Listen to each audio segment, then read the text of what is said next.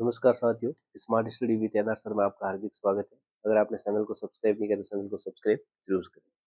आज अपन हिंदी भाषा का मॉडल पेपर 4 लेके आए हैं। बहुत ही बेहतरीन 30 क्वेश्चन है, उनको अपन सॉल्व करते हैं। सबसे पहला क्वेश्चन कह रहा है जगत का पर्यायवाची शब्द होगा संसार, सब, कमल या विष्णु। तो जगत होता है उसका पर्यायवाची शब्द होता है संसार। क्या होगा? संसार। ऑप्शन नंबर ए इसका राइट होगा।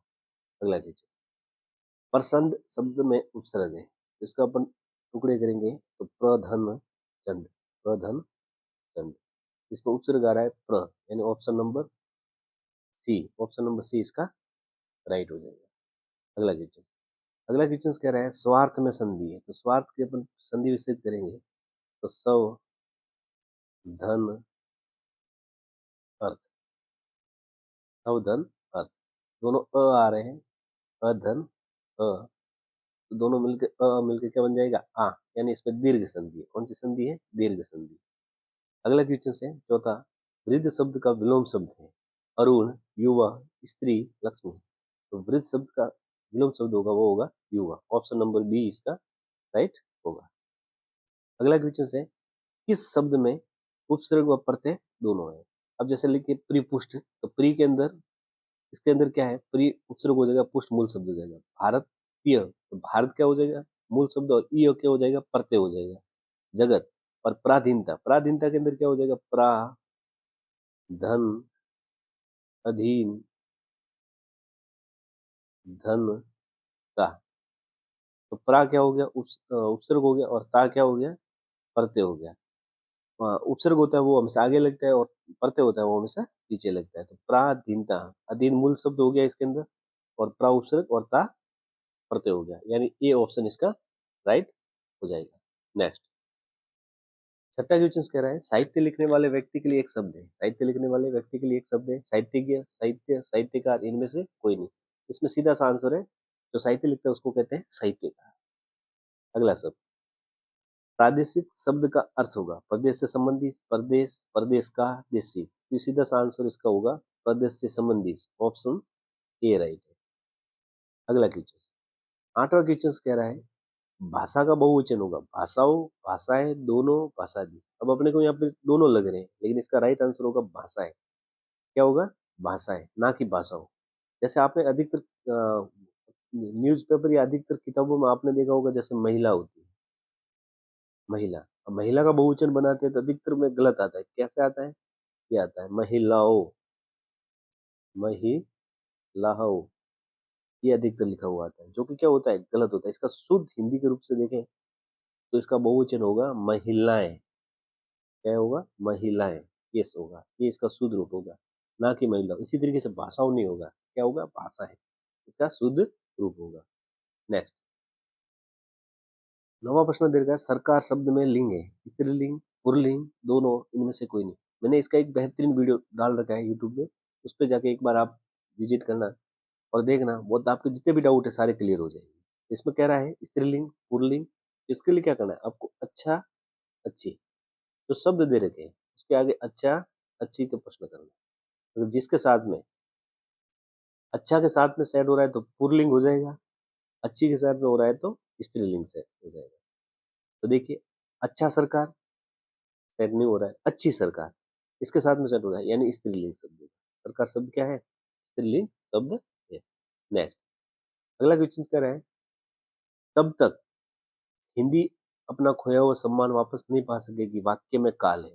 तब तक हिंदी अपना खोया हुआ सम्मान वापस नहीं पा सकेगी, वाक्य में काल है, यानी कागेगी आ रहा है। तो क्या हो जाएगा? सामान्य भविष्य, सामान्य भविष्य। भूतकाल तो होगा नहीं, वर्तमान काल भी नहीं होगा, और हेतु हेतु मत भी भविष्य नहीं होगा, तो सामान्य भविष्य, यानी ऑप्शन नंबर डी इसका राइट है।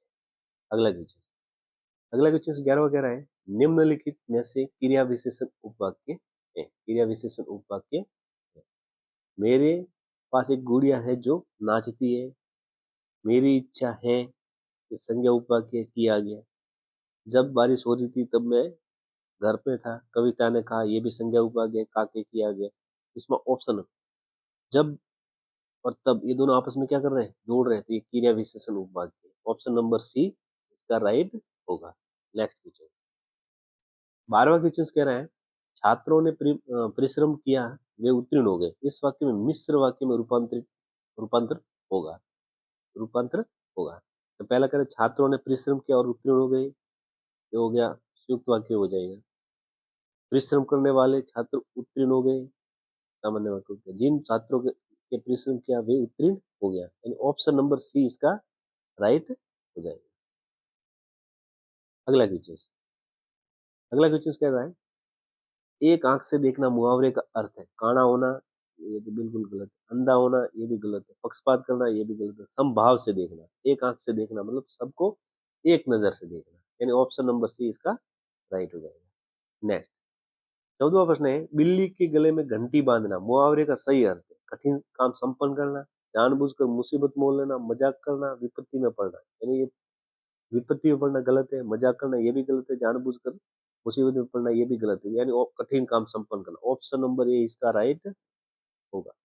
अगला क्वेश्चन, अगला क्वेश्चन है निम्न में से लोकोक्ति है। शेर को सवा शेर मिलना, दिमाग चाटना, पलक बिछाना, जीभ चलाना।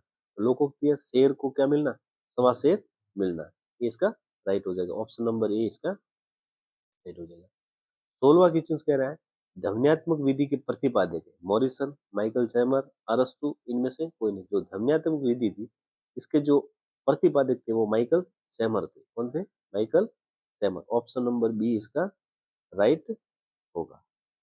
17वां क्वेश्चन कह रहे हैं भाषा संस्कृत प्रणाली उपयोगी है रचना में, व्याकरण में, पद्य में या लेखन में। भाषा संस्कृत विधि है ये व्याकरण के लिए बेहतरीन विधि है। व्याकरण जो होती है उसके लिए बेहतरीन विधि है।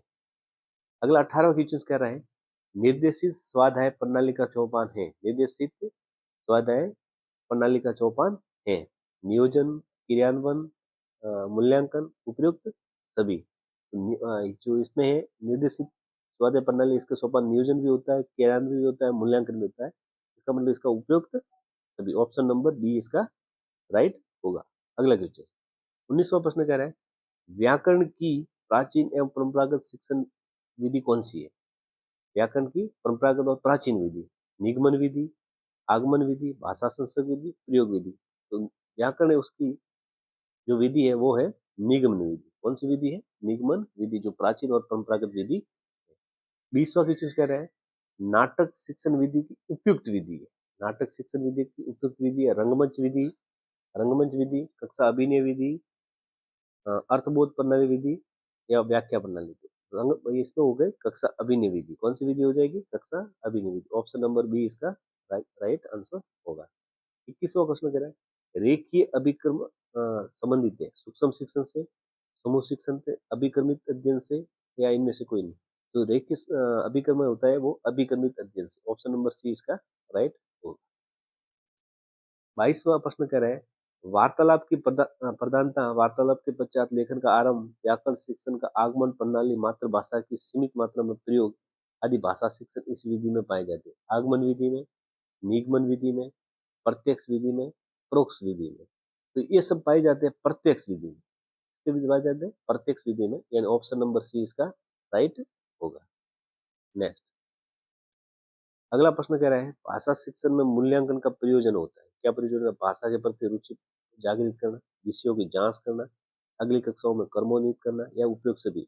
भाषा शिक्षण का मूल्य प्रयोजन होता है भाषा के में प्रति रुचि जागृत करना, ये भी सही है। विषयों की जांच करना ये भी सही है। अगली कक्षा में कर्मोन्वित करना ये भी सही है, यानी उपयुक्त सभी। इसका राइट आंसर होगा उपयुक्त सभी। Option number D, option number D. Next question है 24 वाचिक अभिनय द्वारा शिक्षण का तात्पर्य है। अध्यापक द्वारा नाटक का वाचन, एक छात्र द्वारा नाटक का वाचन, कई विद्यार्थी द्वारा विभिन्न पात्रों में संवाद बोलना, अध्यापक द्वारा नाटक का अभिनय। तो इसका राइट हो जाएगा कई विद्यार्थी द्वारा विभिन्न पात्रों के संवादों का बोलना, यानी ऑप्शन नंबर सी इसका राइट होगा। अगला क्वेश्चन है 25वां उच्च प्राथमिक स्तर पर पाठ्य पुस्तकों में हिंदीतर भाषा को ही जगह मिलनी चाहिए ताकि बच्चे भाषा की विभिन्न रंगतों से परिचित हो सके, हिंदी भाषी साहित्य को परिचित हो सके, सामाजिक संस्कृति से परिचित हो सके या उपयोग सभी। इसमें जो उच्च प्राथमिक जो पाठ्य हिंदीतर भाषा है जगह इसका कारण है कि हिंदीतर भाषा साहित्यकार से परिचित हो सके। ऑप्शन नंबर बी इसका राइट होगा। अगला क्वेश्चन 26वां क्वेश्चन कह रहा है बच्चे भाषा तब बेहतर सीखते हैं जब अनेक पाठ्य पुस्तकें हो, भाषा समेत परिवेश हो, सरल साहित्य चयन हो, परीक्षा का आयोजन हो। बच्चे भाषा को तब बेहतर सीखेंगे जब भाषा समृद्ध परिवेश हो, आसपास का परिवेश कैसा हो, भाषा समृद्ध परिवेश हो, तो बच्चे भाषा को बेहतर सीखेंगे। नेक्स्ट 27वां प्रश्न कह रहा है उच्च प्राथमिक स्तर पर भाषा आकलन की दृष्टि से सर्वाधिक महत्वपूर्ण अवलोकन, जांच सूची, साक्षात्कार सूची, लिखित परीक्षा।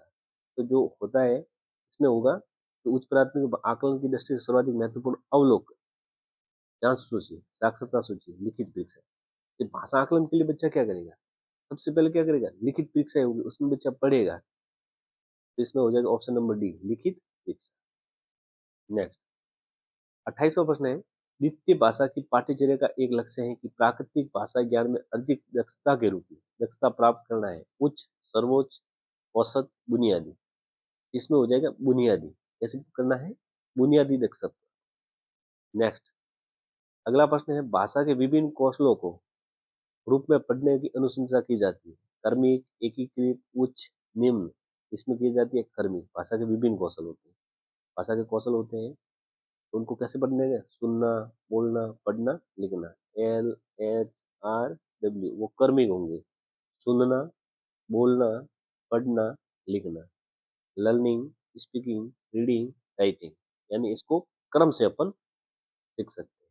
नेक्स्ट आज के टेस्ट सीरीज का अंतिम क्वेश्चन है कि व्याकरण शिक्षण की कौन सी विधि अपेक्षाकृत प्रभावी है? आगमन विधि, निगमन विधि, सूत्र विधि, पाठ्यपुस्तक विधि।